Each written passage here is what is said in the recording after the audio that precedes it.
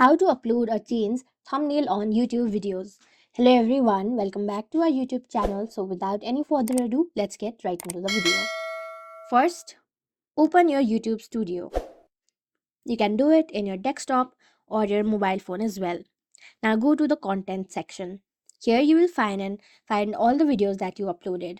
Then tap on this three dot. Next, go to edit.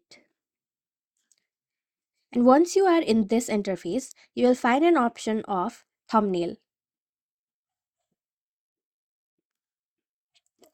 So simply tap on this draft, and then if you are using the web version, you will also get an option of upload or change thumbnail or a separate option for thumbnail.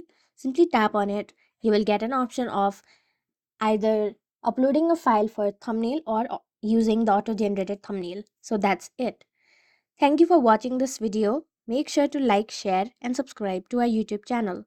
If you got any questions, comment them down, and I'll catch you in the next one.